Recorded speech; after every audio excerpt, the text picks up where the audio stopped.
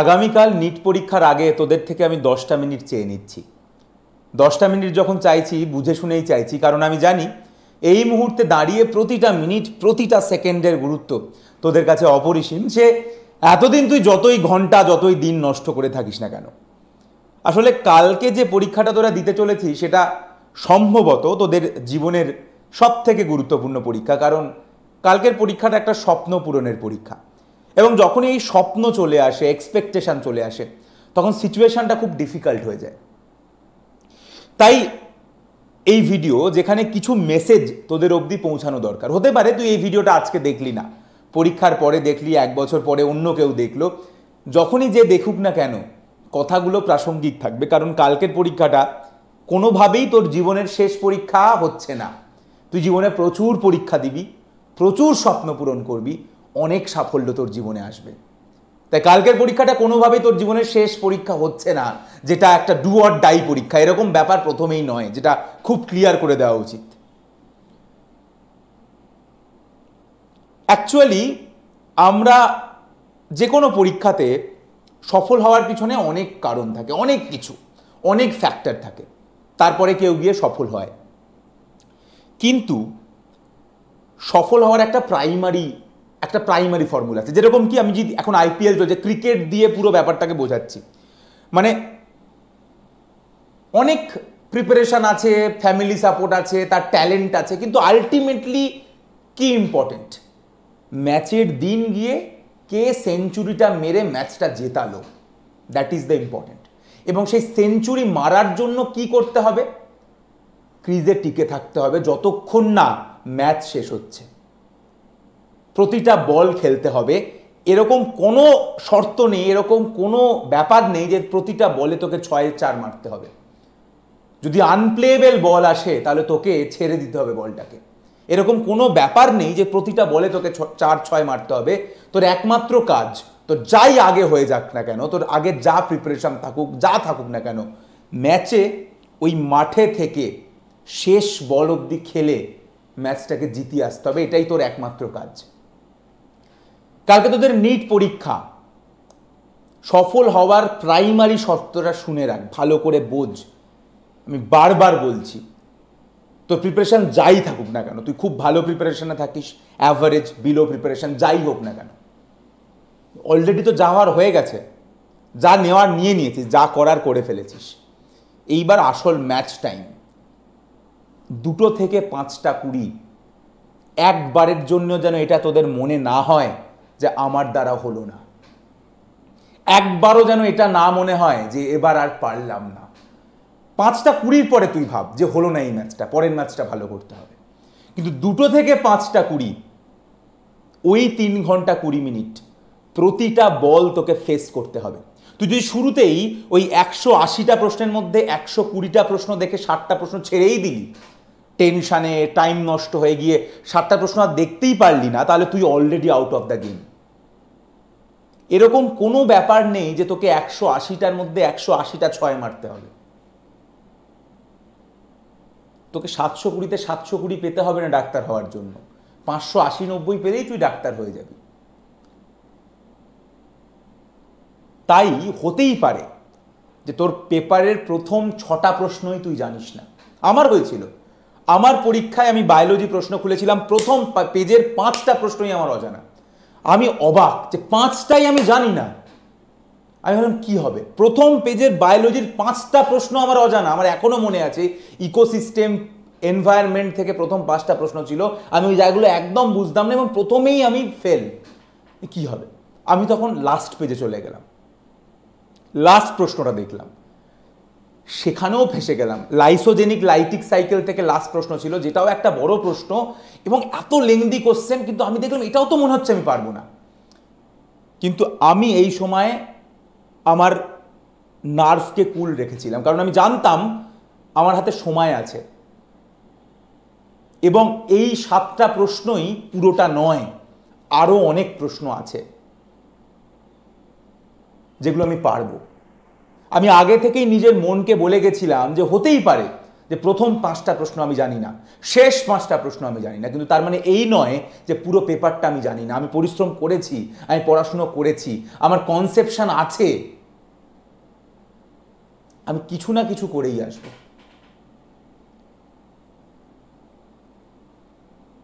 যদি নার্ভাস হয়ে যাস, যদি তোর মনে হয় প্রথম 3-4টে প্রশ্ন দেখেই যে আমি আর হলো না, তাহলে তাহলে তো হলোই না।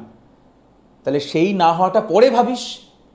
ওই 3 ঘন্টা 20 মিনিট ওয়ার্স্ট সিচুয়েশন ভেবে যায়, যে খারাপ হতে পারে, যে আমি খুব কঠিন প্রশ্ন লাগছে, কোনো অসুবিধা নেই। 50%-এর বেশি সহজ প্রশ্নও থাকবে, সেগুলোকে তোকে আগে বার করে ফেলতে হবে। আমি বারবার বলছি, দুটো জিনিস মাথায় রাখিস, তোকে ফাস্ট শেষ করে ফেলতে হবে এবং কোশ্চেন করেই ওয়েমারটা গোল করে দিবি, ফেলে রাখবি না। আমি বারবার বলছি, দায়িত্ব নিয়ে বলছি, ওয়েমার লাস্টে করার জন্য রাখবি না, ওয়েমারটা তখনই গোল করে দিবি। এবং ওয়ার্স সিচুয়েশন ভেবে যাবে, যে হতেই পারে যে আমি জানি না, আমি পারলাম না, প্রথম 4-5টা প্রশ্নই অজানা, শেষ 4-5টা প্রশ্ন অজানা, তাতে কি, মাঝেও তো প্রচুর 85টা প্রশ্ন আছে। দুটো ইম্পর্টেন্ট লাইন, যেটা তোর মনে হচ্ছে দেখেই অ্যাপারেন্টলি বাবা এইটা আমি এখন পারবো না, বা আমায় মাথা কাটাতে হবে, আমার অনেকটা সময় যাবে, go to the next one. তুই ঝড়ের বেগে আগে পেপারটাকে শেষ করে ফেল, আগে দেখে নে টোটাল 180টা বল কি আছে তোর জন্য। তো তার মধ্যে অনেকগুলো ফুল টস বল থাকবে, অনেকগুলো লোপ্পা বল থাকবে, যেগুলোকে তুই স্ট্রেট 6 মেরে দিবি। তোর জানা কোশ্চেন, জানা লাইন তুই ডিরেক্ট মার্ক করে দিবি। তারপরে তো কঠিন বলগুলো, জানা বল যেন মিস না হয়ে যায়, এটা 1। 2, লোপ্পা বল, ইজি বল, তোর জানা জিনিস, তুই মারতে গেলি ব্যাটে বলে হলো না, হতেই পারে।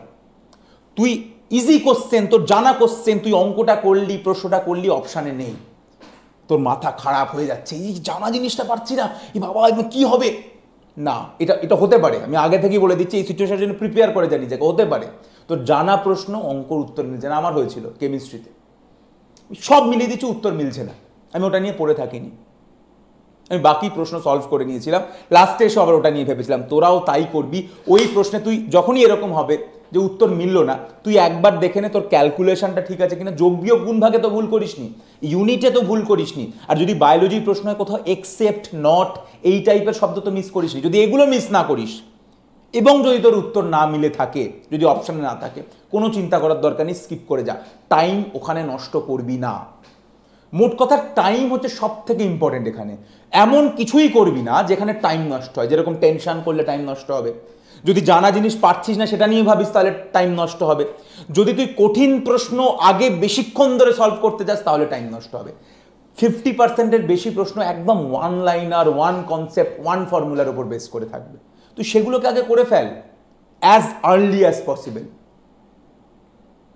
তখনই দেখবি তোর কনফিডেন্স লেভেলটা বুস্ট হয়ে যাবে। আরে আমরা সবাই জানি, হতেই পারে একটা প্লেয়ার ব্যাট করতে নামলো, প্রথম 6টা বল বাউন্সার দিচ্ছে, ইয়র্কার দিচ্ছে, খেলতে পারছে না, কিন্তু একবার যখন সে 4-5টা 10টা 15টা বল খেলে নেবে না, যখন সে 4টে 4 মারবে, 2টো 6 মারবে, যখন তার ওই কনফিডেন্স চলে আসবে, তখন সে ইয়র্কারেও হেলিকপ্টার মারবে, তখন সে বাউন্সারেও আপার কাট মারবে, হুক করবে, তখনই সেটা করতে পারবে। কিন্তু প্রথমেই করতে হবে, প্রথমেই করতে পারবে কেউ পারে না।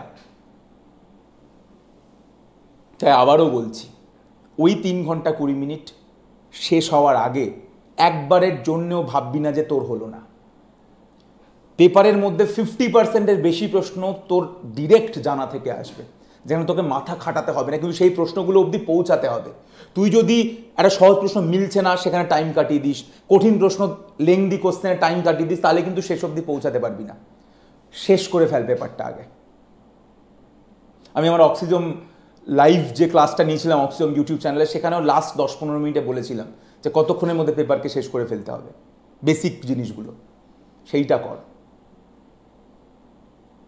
তারপরে বেরিয়ে আয় রাজার মতো। সবাই তো জিতবে না, 21 লাখ পরীক্ষা দিচ্ছে, 50,000 পাবে, 20 লাখ 50,000 পাবে না, এর মধ্যে তো কোনো জটিলতা নেই। আমি এখন বলবো সবাই পারবে, সবাই তো পারবে না, তাতে কি হয়েছে? তার মানে কি আমি খেলবো না? তার মানে কি আমি 180টা বল খেলবো না? আরে ভাই, তুইও যখন ছোটবেলায় ব্যাট করতে যেতিস, তোর কি প্ল্যান থাকতো? তোর প্ল্যান থাকতো কোনোদিন ম্যাচ জেতানোর? তোর প্ল্যান থাকতো আমি আউট হব না। আউট না হওয়াটাই জীবন ভাই। জেতা হারাটা কোনো জীবনই নয়। তুই আউট হবি না, দ্যাট ইজ লাইফ। তুই 3 ঘন্টা 20 মিনিট একবারের জন্য হারবি না। 3 ঘন্টা 20 মিনিট তুই খেলবি, প্রতিটা বল খেলে আসবি। তুই যখন টাকা দিয়ে ফর্ম ফিল আপ করেছিস, তুই যখন প্রিপারেশন নিয়েছিস, তুই যখন সময় দিয়েছিস, আরে 180টা বল খেলে আয়। এরকম যেন না হয় যে 60টা বল তুই খেলতেই পারলি না, আগেই আউট হয়ে গেলি। 180টা বল খেলে আয়।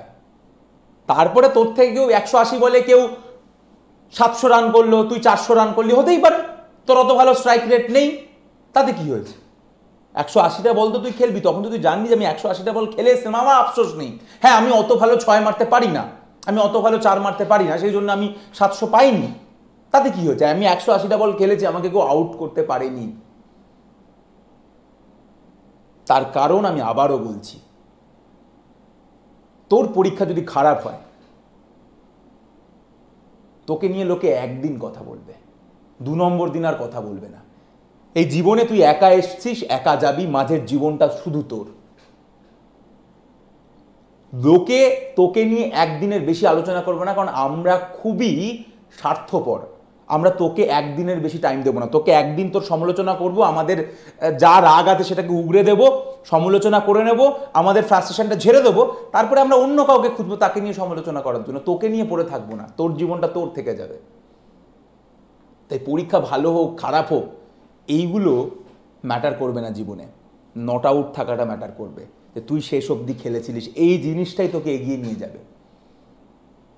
প্রচুর পরীক্ষা আছে জীবনে, জীবন ইটসেলফ একটা পরীক্ষা। তাই এটা ম্যাটারই করছে না যে কালকের পরীক্ষাটা কি হলো না হলো। তবে আমি খুব কষ্ট পাবো যদি তুই ওই 3 ঘন্টা 20 মিনিটের শেষ হওয়ার আগে হাল ছেড়ে দিস। তুই যদি 180টা বল না খেলে আসিস, আমার কিচ্ছু যায় আসে না। তুই 180টা বল মাথা ঠান্ডা রেখে অ্যাটেম্প্ট কর, সিলি মিস্টেক করিস না। তারপরে তুই 400 পেলি, 300 পেলি, 720 পেলি, আমার কাছে কিচ্ছু যায় আসে না। আমি জানবো আমার ছাত্রছাত্রীরা লাস্ট অবধি নট আউট ছিল। হতেই পারে তার থেকে যাদের ভালো প্রিপারেশন তারা চান্স পাবে, তাতে কি হয়েছে? ওরা তো মাঠটা ছেড়ে পালিয়ে আসেনি। তাই মাথা ঠান্ডা রাখ, 3 ঘন্টা 20 মিনিট প্রতিটা প্রশ্ন তোকে অ্যাটেম্প্ট করে আসতে হবে, সেইটা মাথায় রাখ। সব প্রশ্ন তোকে পারতে হবে এরকম কোনো ব্যাপার নেই। খারাপ সিচুয়েশান আসতে পারে, প্রথম 5টা প্রশ্ন অজানা আসতে পারে, লাস্ট 5টা প্রশ্ন অজানা আসতে পারে, কিন্তু পেপারে প্রচুর লোপ্পা বল থাকবে যেগুলোকে তোকে 6 মেরে আসতে হবে। আর পরীক্ষা খারাপ হলো ভালো হলো এগুলো কিচ্ছু যায় আসবে না পৃথিবীর কাছে। তোকে নিয়ে লোকে একদিন আলোচনা করবে, তারপরে করবে না। তাই তোকে আবার নিজের মতো করে ভাবতে হবে। কালকে যারা পরীক্ষা ভালো দেবে, যারা ডাক্তারি ঢুকবে, তাদের এক রকমের লড়াই শুরু হবে। যারা কালকের পরীক্ষা পাবে না, ডাক্তারিতে ঢুকবে না, তাদের আরেক রকমের লড়াই শুরু হবে। লড়াই দুজনেরই থাকবে, সেম স্ট্রাগল থাকবে, কোনো চেঞ্জ হবে না সেখানে। কারুর জীবন বিরাট সুন্দর হয়ে যাবে না, কারুর জীবন খারাপও হয়ে যাবে না।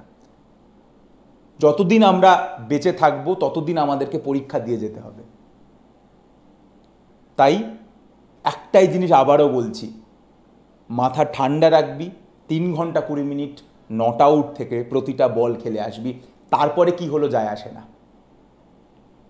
সিলি মিস্টেক করা যাবে না, যোগ বিয়োগ ভুল করা যাবে না, ইউনিট ভুল করা যাবে না, বায়োলজিতে এক্সেপ্ট নট এই শব্দগুলোকে মিস করা যাবে না। কোশ্চেন ভালো করে পড়ে, 4টে অপশান ভালো করে পড়ে তখনই গোল করে দেবি যদি তোর জানা উত্তর থাকে। ফেলে রাখবি না ওএমআর গোল করার জন্য।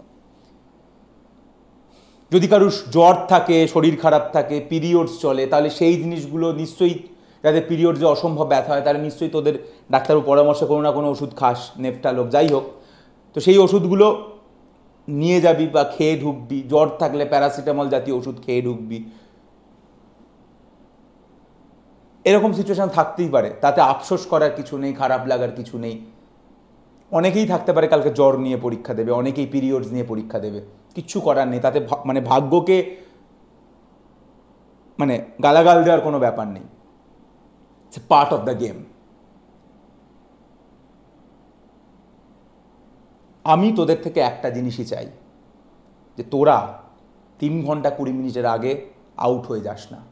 180টা বল খেলে আয়। আমাকে সব বলে 6 মারতে হবে না, তুই খেলে আয়, তুই ছাড়, তুই ডিফেন্স কর, তুই 4 মার 1 রান নে, তুই খেলে আয়, 180টা বল তুই খেলে আয়, বাকিটা তারপরে দেখা যাবে। আমার কোনো আফসোস নেই, আমার কোনো এক্সপেকটেশন নেই আর যে তোরা সবাই মানে পরীক্ষাতে 720 পাবি, আমি এরকম কথা বলবো না, আমি এরকম ভাবিও না।